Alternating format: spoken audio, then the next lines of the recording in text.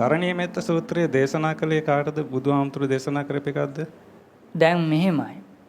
කරණීය මත්ත සූත්‍රයේත් ඓතිහාසික පසුබිමකුත් තියෙනවා.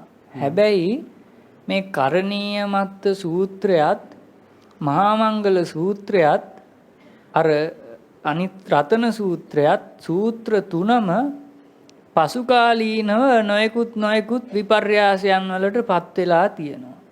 ඒ පත් වෙලා තියෙන නිසා මේ සූත්‍ර තුනේම නිදාන කතාවන් වලත් පොඩි විකෘතීන් ඇති වෙලා තියෙනවා. දැන් අර කරණීය මත්ත සූත්‍රයට කියන්නේ නිදාන කතාව දල වශයෙන් අර අමනුෂ්‍යයන්ගෙන් යක්ෂයන්ගෙන් අරුන්ගෙන් මුන්ගෙන් කරදර වෙලා ඉන්න බැරි වෙලා බුදුහාමුදුරන්ට ඇවිල්ලා මේක කිව්වහම මේ කරණීය මත්ත කුසල සූත්‍රයේ දේශනා කළා වගේ දෙයක්. නමුත් මේකේ අදහස ආරම්භයේම තියෙන්නේ කරණීය මත්ත කුසලේන. මේ ශාසනයට ඇතුල් වෙලා ගිහියෙක් හෝ පැවිද්දෙක් හැටියට මේ සෝතාවදානයේ පඤ්ඤා සුතමේ ඥානය ලැබුවෙන් පස්සේ තමන්ගේ කුණු සලා හැර ගන්නවා මිසක වෙන වැඩ කර ඉඳලා හරියන්නේ නැහැ. දැන් බලන්න මේ කරණීය මත්ත සූත්‍රයේ දේශනා කළා තියෙන සියලු දේවල් ධර්මයක් නොදන්නා පුද්ගලයෙකුට එකපාරට කිව්වට තේරෙන්නේ නැති දේවල් තියෙනවා. තේරුණාද? හරි. දැන් බලන්නකෝ කරණීය මත්ත කුසලේන යන්තං සන්තං පදං අபிසමෙච්ච සක්කෝ උජූච සූජෝච සුවචෝචස්ස මුදු අනතිමානි ඔක්කොම දේවල් මේ ගැඹුරු ධර්මයන් තනි වචනෙන් කියලා තියෙනවා. මේ සියලු දේ කිව්වේ ටිකක් ධර්මයක් දැනගෙන හිටපු සිව්වණක් පිරිසට.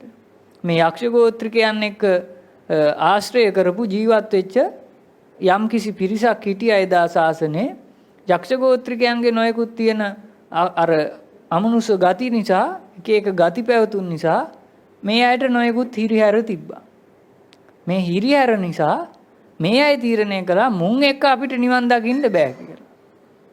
බුදුහාමුදුරන්ට ගිහිල්ලා කිව්වා. කිව්වට පස්සේ බුදුහාමුදුරුව පෙන්වලා දුන්නා මේ අනුන් නෙමෙයි තමන්ගේ නිවනට බාධා වෙන්නේ. තමන් දැනගන්න ඕනේ කරණීය මත්ත කුසලේන. මේ තමන්ගේ කුණු මුල් තුන සලා හැරලා කුසලය මස්තක ප්‍රාප්ත කරගන්න තමන් දැනගන්න ඕන කියලා මඟ පෙන්වුවා.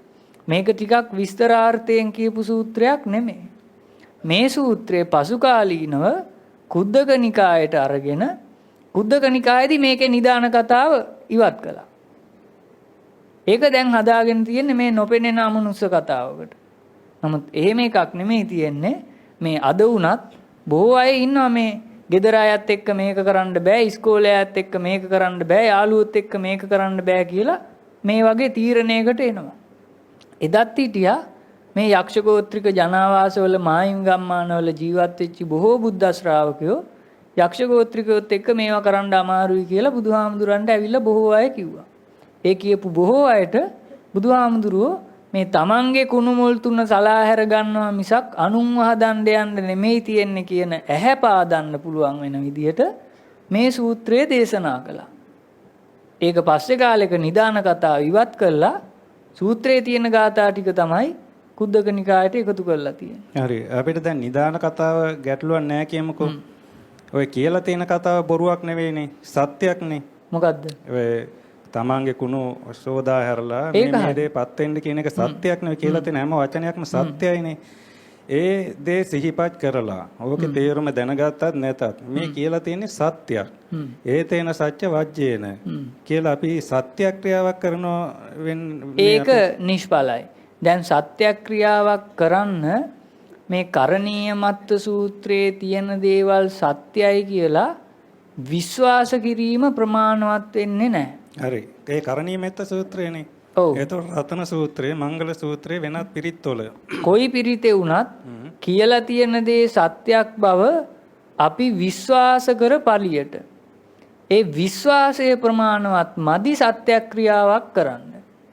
සත්‍යක්‍රියාවක් කරන්න නම් සත්‍යයක් තියෙන්න ඕන. දැන් අතන තියෙන විශ්වාසයක්. සත්‍යයයි විශ්වාස කිරීම. ඒ පදවල තේරුම දැනගෙන මේක සත්‍යයි. පදවල තේරුම දැනගෙන අපි එක පදයක් ගමුකෝ. එක පදයක් අරගෙන භාවිතා කළොත් ඒ භාවිතයේ පරම සත්‍යයි කියලා තමන් තුලින් තමන් විසින් තමන්ට තේරුම් ගන්න පුළුවන් නම් අන්න ඒ සත්‍යක්‍රියා බලයෙන් කියලා කරන්න පුළුවන්. ඕක කියන අයට එක වචනයක හරි තේරුම සත්‍යයි කියලා තේරෙන්නේ නැතිනේ. නෑ. එහෙම තේරෙන්නේ නෑ.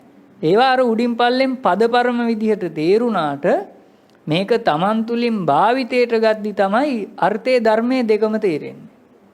ඒක හැමෝටම තේරුන්නේ නැතුණාට දැන් ආම්තුරු කෙනෙකුට සාමාන්‍යයෙන් ඒත් නෑ. දැන් අපි එකක් ගමුකෝ කරණීයමත්ත සූත්‍රයෙන්. දැන් මේ කරණීයමත්ත සූත්‍රයේ තියෙනවා සන්තින්ද්‍රියෝච කියලා වචනයක්. මේ දොරවල් 6 ඉන්ද්‍රිය සංවරේහි පිහිටවා ගැනීම. එතකොට මේ අනුස්සති 4 වඩනකොට ආයතනික රටාවෙන් හිත මුදවා නිදහස් කර ගන්නකොටයි දොරවල් 6 ඉන්ද්‍රිය සංවරයටපත් වෙන්නේ. දොරවල් 6 ඉන්ද්‍රිය සංවරයටපත් වුණාම තමන් තුලින් තමන් විසින් තමන්ට හඳුනාගත හැකි තරමේ වෙනසක් තමන් තුල ඇති වෙනවා. අන්න ඒක තේරුණු පුද්ගලයයි ගිහියෙක් වුණත් පැවිද්දෙක් වුණත් මේ සන්තින්ද්‍රියෝච කියලා දෙයක් තියෙන බව ඇත්ත ඇති සැටියෙන් තේරුම් ගන්න. ඊට පෙර විශ්වාසයක් තියෙනවා පමණයි වැඩේ හරියටම දන්නේ නැහැ. සැබවින්ම ඉන්ද්‍රිය සංවරයක් ඇති කරගත්ත පුද්ගලයෙක් නම් සන්තින්ද්‍රියෝච තමන්ට පුළුවන් වෙනවා මම මේ දොරවල් 6 සංවරත්වයෙන් රාගයෙන් ද්වේෂයෙන් මොහෙන් තොරව පාවිච්චි කරන බව භාවිතයට ගන්න බව පරම සත්‍යයි. මේ සත්‍යක්‍රියා බලයෙන් යහපතක් වේවා කියලා හිතන්න පුළුවන්. එහෙම නැතුව දැන් තමන්ගේ දොරවල් 6 සංවර නැතුව තමන් තීරණය කළොත් මේ සන්තින්ද්‍රිය කියලා දෙයක් කරන්න පුළුවන් මිනිසෙකුට බුදුහාමුදුරුවෝ ඒක කියලා තියෙනවා. ඒක පරම සත්‍යයි. ඒ සත්‍යක්‍රියා බලයෙන් කියලා කිව්වට ඒක බලපැවැත්වෙන්නේ නැහැ. ඒක ප්‍රමාණවත් වෙන්නේ නැහැ. දැන් මම තව කාරණාවක් මතක් කරගන්න කැමතියි. දැන් අපි හැමදේනම බොහොම සිහියෙන් කල්පනාවෙන් ඔය හැමදේම කරන්නේ. ඔබ වහන්සේලා ඔතෙන්ද ඇවිල්ලා සිහි කල්පනාවෙන් බොහොම ඔය කියන දේ කියන්නේ. අපි බොහොම සිහි කල්පනාවෙන් අහන්නේ. ඒ වෙලාව ඉවරුනාම අපි දෙවියන්ට පින් දෙනවා. ඥාතීන්ට පින් දෙනවා. අපි බොහොම යහපත් දෙයක් දැන ඉගෙන ගත්තා. මේ ඉගෙනගත්තු දේ ඒක පිනක් කුසලයක් කරගෙන ඒක අනුමෝදන් කරනවානේ. එතකොට ඉදම් මේ පුණ්‍ය කම්මං ආසවක්ඛ්‍ය වාං හෝතු කියන එකත් මම සාමාන්‍යයෙන් දැන් මෙතන ඒක නොකියුවත් මම හිතින් කියනවා. ඊට පස්සේ දේවෝ වස්සතු කාලේන කියන එක මම ප්‍රාර්ථනා කරනවා මේ මිනිස්සුන්ට මේ රටේ ලෝකේ මේ වෙන දේවල් අනුව මේ අය කීප දෙනෙක් මෙහෙම දුකෙන් නිදහස් වෙන්න ආවට දුකටපත් වෙච්ච අය ඕන තරම් ඉන්නවා. ඒකත් ගාථාවේ තේරුම මම විශ්වාස කරනවා යහපත් රජෙක් හොඳ කෙනෙක් මේ රටේ ලෝකේ පාලනය කරන්න බිහි වෙන්න ඕන පහළ වෙන්න ඕන කියලා. එතකොට ඒ විශ්වාසය තියාගෙන මම ඒ මිනිස්සු ගැන හිතාගෙන විශ්වාසය තියාගෙන මම ඒ ගාථාවත් හිතින් කියනවා. ඒ පිළිබඳව ඔබ වහන්සේ දැන් මෙහෙමයි. දැන් ඔබ වහන්සේගේ ප්‍රශ්නේ කොටස් දෙකක් තියෙනවා. පළවෙනි එක තමයි දැන් මේ ධර්මයක් අහලා තුන්සිත පහදවාගෙන පින් අනුමෝදන් කරලා අර ඉදම් මේ පුණ්‍ය කම්මං ආසවක්ඛ්‍යා වහං හෝතු සබ්බ දුක්ඛා පමුජුතු ඒක හරියට හරි. හැබැයි ඔතන කරන්නේ මේ ගාතාවක් කියන එකක් නෙමෙයි. කරන්න තියෙන්නේ. දැන් මේ සෝතාවදානේ පඤ්ඤා සුතමේ ඥානෙ ලැබුණාම කල යුතු දේ නොකල යුතු දේ අහගත්තානේ. දැනගත්තානේ, තේරුම් ගත්තානේ. දැන් අදිෂ්ඨානයක් ඇති කරගන්නවා මම දැන් මේ වගේ පුණ්‍යතාවයකටපත් වුණා මට දැන් මේ අදිෂ්ඨාන ශක්තියක් ඇති කරගෙන මින්මතුවට උපදින අනුසේති කරලා ආසවක්ඛය කරගන්නට තමන් සපත වෙලා අදිෂ්ඨානයක් ඇති කරගන්න එකයි අර ගාථාවෙන් කියලා තියෙන්නේ. ඉදම් මේ පුණ්‍ය කම්මං ආසවක්ඛයා වං හෝතු. නැතුව මේක මේ පිනේ ශක්තියෙන් ආසවක්ඛය වේවා කියලා හිතනවා නෙමෙයි ඊට එහා ගිය දෙයක්. දැන් මේ ධර්මදේශනාව ශ්‍රවණය කිරීමත් එක්තරා පුණ්‍ය කම්මයක්. ඒක කරගත්ත වෙලාවේ දැන් ඒක ප්‍රයෝජනයට අරගෙන මේ ආසවක්ඛය කරන්නට අපකැප වෙමි කියන අදිෂ්ඨානයත් Taman තුලින් තමන්ම ඇති කරගන්නවා කියන එකයි ඒ ගාථාවේ තියෙන්නේ. ඒක කළොත් හරියටම හරි. හැබැයි ඒක කරන්න ඕනේ කළා වගේම වැඩෙත් කරන්න ඕනේ. අනුස්සති වඩලා. ඊට පස්සේ දෙවෙනි එක දැන් මේ දේවෝ වස්සතු කාලේන කියන ගාථාව අද පරිවර්තනය කරලා තියෙන්නේ වැරදියට. දැන් දේවෝ වස්සතු කාලේන නිසි කාලයට දෙවියෝ වැසි වස්සත්වා කියලා සමහර අය කියනවා. නමුත් මේකේ තියෙන්නේ මේ කාලේන කියන්නේ කෙලෙස් නැසීම. කෙලෙස් නැසීම. වසතු කාලේන කියන්නේ මේ කෙලෙස් නසන්න පුළුවන් කොටස් දෙකයි ඉන්නේ. දෙවියෝ නම් මනුස්ස ආවේශ වෙලා බණ අහලා කෙලෙස් නසා ගන්න ඕනේ. මිනිස්සු නම් යෝනිසෝ මනසිකාරයෙන් කටයුතු කරලා කෙලෙස් නසා ගන්න ඕනේ. මේ දෙකොට්ටාසය මේ ධර්මය අහලා කෙලෙස් නසන්නට උපකාර වෙන ආකාරයට වාසය කරත්වා කියන එකයි දේවෝ වස්සතු කාලේන. එතකොට දැන් මේ වගේ ධර්ම දේශනාවක් කරනකොට ඔය ගාථාව නොකියුවට මේ දේශකයන් වහන්සේලා අවංකව පිරිසිදුව මේ දේ හිතනවා. මේ සියලු දේවලුත් උපකාර කරගෙන මේ අයටත් මේ කෙලෙස් නසන්නට ශක්තිය ධෛර්යය ලැබේවා කියලා හිතනවා. ඒ අනුව සස්ස සම්පatti හෝතුච. සස්ස සම්පatti මේ සියලුම දේවල් මේ පැවැත්ම තුල Tamanට ලැබෙන දේවල් පුතඥ පුද්ගලයෙක් විපත්තියක් බවට පත් කර ගන්නවා. හොඳ යහපත් සුවදායක දේවල් ලැබුණාම ඒවට තණ්හාවෙන් ඇලිලා විපත්තියක් බවට පත් කර ගන්නවා. අප්‍රිය අමහිරි යමනාප කරදරයක් කම්කටොළු දෙයක් වුණාම ඒකට ගැටිලා විපත්තියක් බවට පත් කර ගන්නවා. ප්‍රියාප්‍රිය අතර මැනලා ඒවා විපත්තියක් බවට පත් කර ගන්නවා.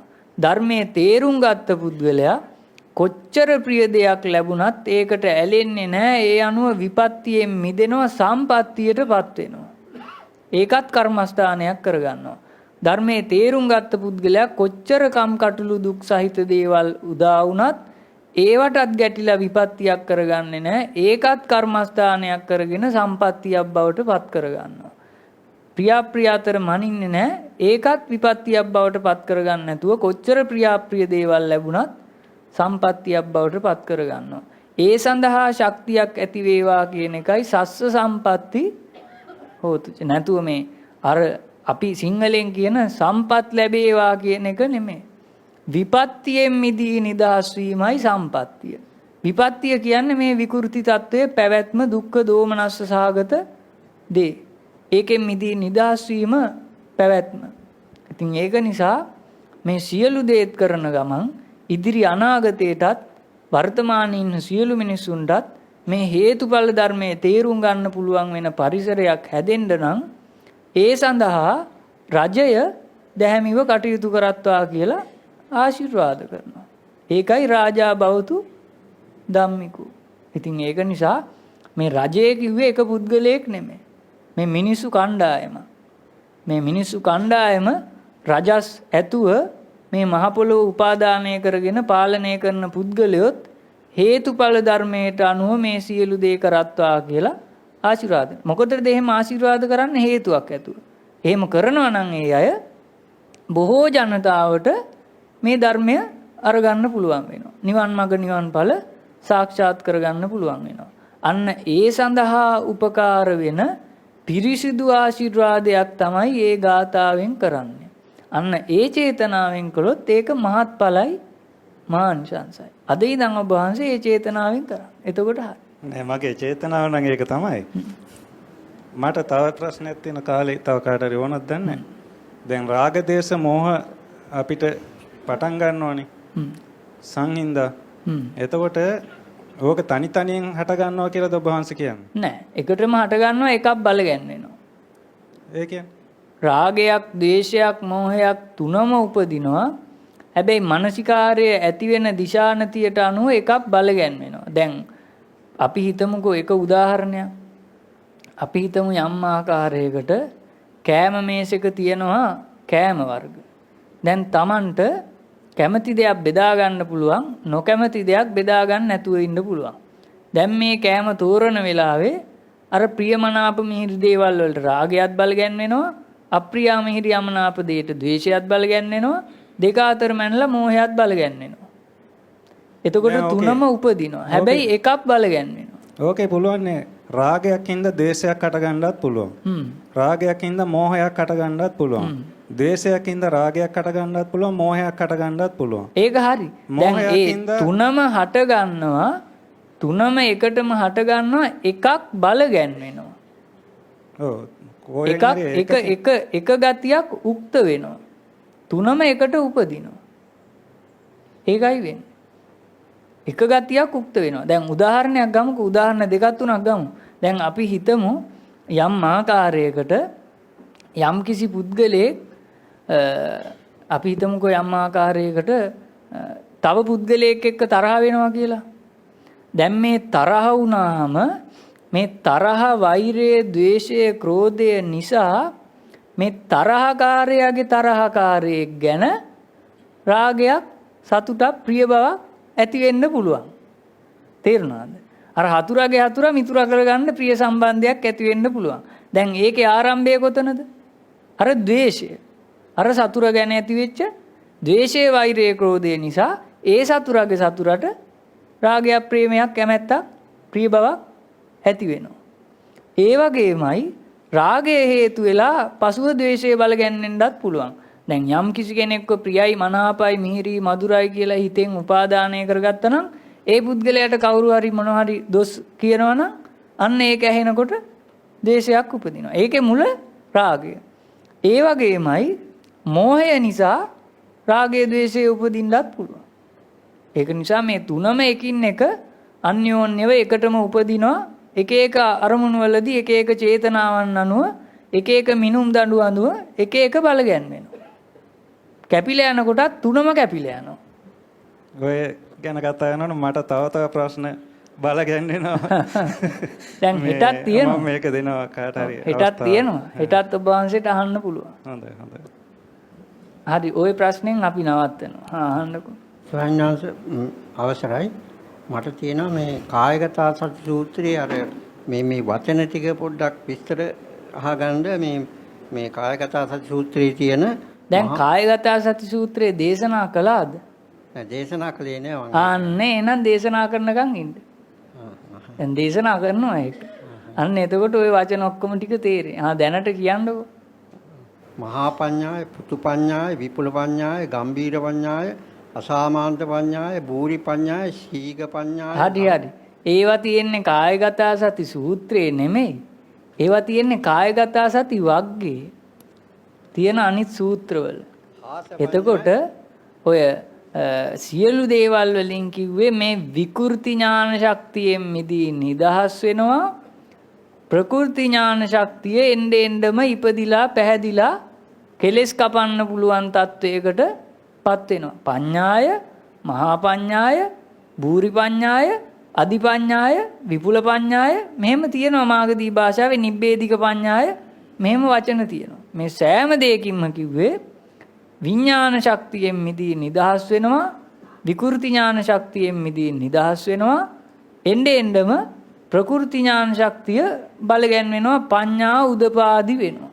කායගත සතිය පූර්ණේ වෙනකොට. ඒකයි ඔය කියන්නේ. වංශයට දීලා ලැබේවා. හොඳයි එහෙනම්. අවසරයි ගෞරවනීය ස්වාමීන් වහන්සේ. මට ප්‍රශ්න දෙකක් තියෙනවා. පළවෙනි ප්‍රශ්නේ තමයි සබ්බේ සංඛාරා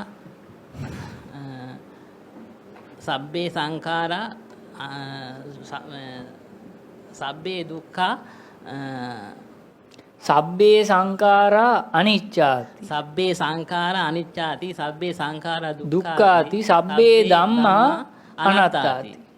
අර මුල් පද දෙක මේ මුල් පද දෙක සංඛාරා කිව්වා.